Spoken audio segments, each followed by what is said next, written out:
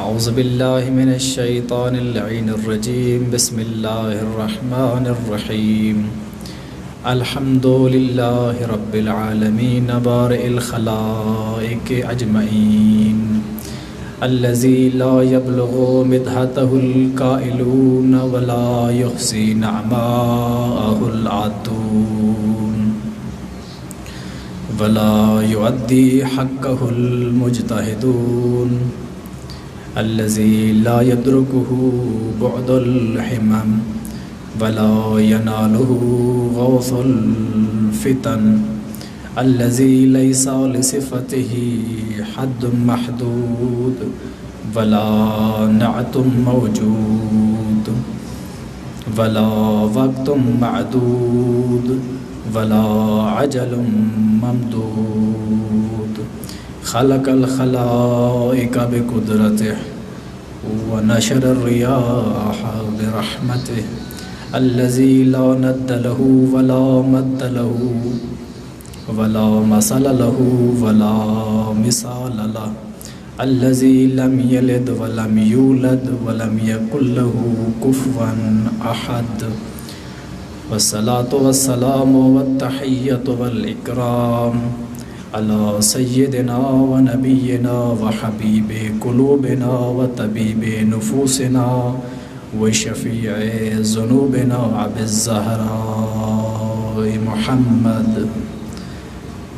والصلاة والسلام على آله الطيبين الطاهرين المعصومين المظلومين المنتجبين واللعنة الدائمة العبدية على أعدائهم وأعداء الله من يوم عداوتهم إلى يوم لقاء الله أما بعد فقال الله سبحانه وتعالى في محكم كتابه وهو أصدق القائلين بسم الله الرحمن الرحيم فاذكروني أذكركم واشكروا لي ولا تكفرون.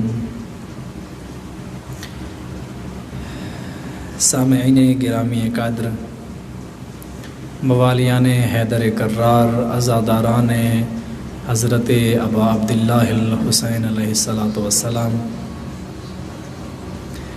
آج 11 محرم الحرام 1442 ہجری میں آپ کی خدمت میں حاضر ہوں.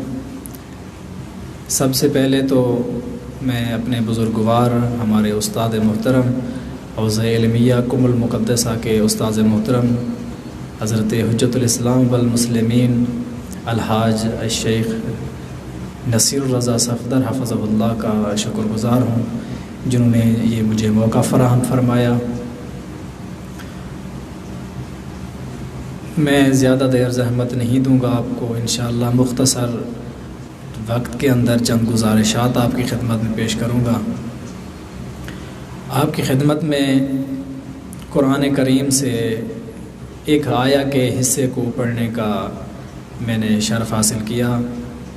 اس میں پروردگار قدوس ارشاد فرما رہے ہیں کہ آپ میرا ذکر کریں، میں آپ کا ذکر کروں گا. پروردگار عالم کی ذات انسان سے مخاطب ہے، ارشاد ربوبیت ہو رہا ہے کہ آپ مجھے یاد کریں، میں آپ کو یاد کروں گا. آپ میرا ذکر کریں، میں آپ کا ذکر کروں گا. آپ مجھے اپنی محدود قوتوں میں یاد رکھیں، میں اپنی لامحدود قوتوں میں تمہیں یاد رکھوں گا. کیونکہ ایام محرم الحرام ہیں تو میں چاہتا ہوں کہ حضرت ابا عبداللہ الحسین علیہ السلام کی سیرت طیبہ کے حوالے سے کچھ گزارشات آپ کی خدمت میں پیش کروں. ذرا دیکھیے کہ پروردگار عالم کے اس فرمان، اس حکم کے مقابلے میں کہ کہا گیا کہ آپ مجھے یاد رکھیں، میرا ذکر کریں، میرے ذاکر بنیں، میں آپ کا ذاکر بنوں گا، میں تمہیں یاد رکھوں گا، میں تمہارا ذکر کروں گا. حضرت ابا عبداللہ روحی لہ الفدا نے پروردگار عالم کی ذات کو کس رنگ میں، کس انداز میں اور کہاں کہاں یاد رکھا ہے کہ اس کے مقابلے میں حضرت امام حسین علیہ الصلوۃ والسلام کی ذات کو، امام علیہ السلام کے مقصد اور ہدف کو پروردگار نے دنیا کے سامنے کیسے آشکار کیا ہے۔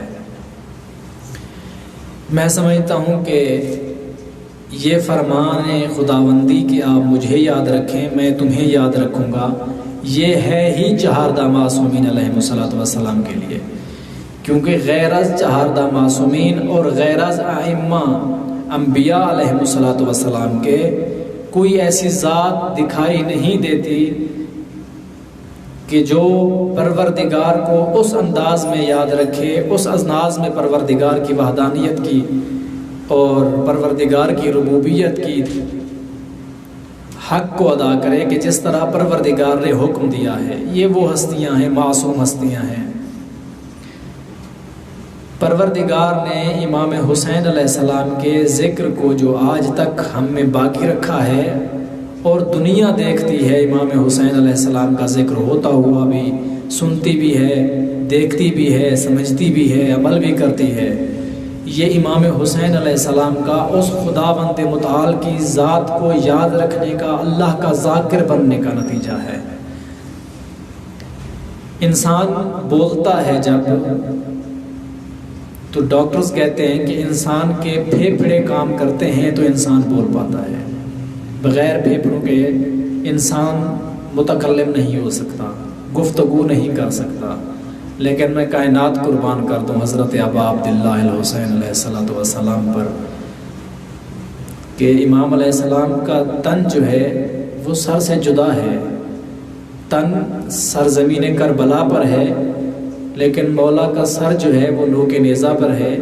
اس کے باوجود امام حسین علیہ السلام پروردگار عالم کی توحید کو بیان فرما رہے ہیں، اس کے بعد بھی تلاوت قرآن جاری ہے۔ یہ ہے ذکر خدا از لسان حضرت ابا عبداللہ الحسین، اور اس انداز میں جیسے اس کو ادا کرنے کا حق ہے۔ پھر پروردگار نے کیا کیا، امام حسین کے ذکر کو کیسے جاری رکھا۔ آپ دیکھ سکتے ہیں، تاریخ کو پڑھیں آپ، کہ امام حسین علیہ السلام کے نام کو، امام حسین علیہ السلام کے مشن کو، امام حسین علیہ السلام کے ہدف کو، اس لفظ حسینیت کو مٹانے کے لیے امام حسین کی شہادت کے بعد کتنی قوتوں نے سر اٹھایا ہے، کتنے لوگ تھے امام حسین علیہ السلام کے ہدف اور مقصد اور امام حسین کے اس اسم مبارک جو حسینیت کے ساتھ منسوب ہے، اس کو ختم کرنے کے لیے۔ لیکن آخر کیا ہوا، خود فنا ہو گئے، صرف فنا نہیں ہوئے، دنیا کے لیے گالی بن گئے ہیں۔ لیکن حسین کل بھی زندہ باد تھا، حسین آج بھی زندہ باد ہے، اور امام حسین قیامت تک زندہ باد رہیں گے۔ عزیزان گرامی، انسان تین چیزوں کے ذریعے سے کسی کو شکست دے سکتا ہے، کسی کو مغلوب کر سکتا ہے، کسی کو نیچے دکھا سکتا ہے، کسی کو ہرا سکتا ہے۔ وہ تین چیزیں کیا ہیں؟ سب سے پہلی چیز ہے دولت۔ دولت، انسان دولت کے ذریعے جو چاہے کر سکتا ہے۔ انسان دولت کے ذریعے کسی کو ہرا سکتا ہے، کسی کو مار سکتا ہے، دنیا میں رسوا کر سکتا ہے۔ دوسری چیز ہے حکومت، جس کے پاس حکومت ہو وہ جو چاہے کر سکتا ہے، اس کا مقابلہ کوئی بھی نہیں کر سکتا، رکاوٹ کوئی بھی نہیں بن سکتا اس کے سامنے، کیونکہ اس کے پاس حکومت ہے۔ اور تیسری چیز ہے فوج، جس کے پاس فوج ہو، جس کے پاس اہلکار ہوں، جس کے پاس سپاہی ہوں، وہ بھی انسان جو چاہے کر سکتا ہے۔ کسی بھی انسان کو مغلوب کرنے پر آئے تو اس کو مغلوب کر سکتا ہے۔ یہ ہے دنیا کی روش، یہ ہے عام ہم جیسے لوگوں کے درمیان جو روش چلتی ہے، جو ہماری عادی زندگی ہے، یہ اس کی مثال ہے کہ انسان ان تین چیزوں کے ذریعے سے کسی کو بھی مغلوب کر سکتا ہے۔ لیکن آئیے ذرا کربلا میں دیکھیے کہ ملعون یزید ابن معاویہ کے پاس ان تین چیزوں میں سے کیا کچھ نہ تھا۔ کیا یزید کے پاس حکومت نہ تھی؟ اس کے پاس حکومت تھی۔ کیا یزید کے پاس فوج نہیں تھی؟ اس کے پاس فوج تھی۔ کیا یزید کے پاس دولت نہیں تھی؟ اس کے پاس دولت بھی تھی۔ اور اس نے کیا ہے؟ اس نے کربلا میں امام حسین علیہ الصلوۃ والسلام کی ذات کو شکست دینے کے لیے، امام حسین کو نعوذ باللہ ہرانے کے لیے، امام حسین علیہ السلام کو نعوذ باللہ ثم نعوذ باللہ اپنے سامنے کم دکھانے کے لیے، نیچے دکھانے کے لیے اس نے اپنی دولت کو بھی صرف کیا ہے، خزانے کھول دیے، اس نے دولت اس نے خوب خرچ کی ہے تاکہ اپنے ہدف تک پہنچ سکے، اپنے مقصد تک پہنچ سکے۔ اس نے حکومت کو بھی اسی کام پہ لگایا ہے، مرکوز رکھا ہے اس نے 61 ہجری میں اپنے آپ کو، اپنی حکومت کو کربلا پر۔ امام حسین جیسے ہی روانہ ہوئے بیعت ٹھکرا کر اور فرمایا کہ مجھ جیسا یزید جیسے کی بیعت نہیں کر سکتا، اس دن کے بعد امام حسین کی شہادت کے بعد تک یزیدیت اور یزیدی حکومت جو تھی اور اس کے کارندے جو تھے، اس کی افواج جو تھی، اس کی دولت جو تھی، اس کے خزانے جو تھے، سب کا رخ کربلا کی جانب تھا، اور سارے باہم تھے، سب کی ایک ہی خواہش تھی، اور وہ کیا تھی؟ نعوذ باللہ امام حسین کی شکست تھی۔ لیکن ہوا کیا ہے؟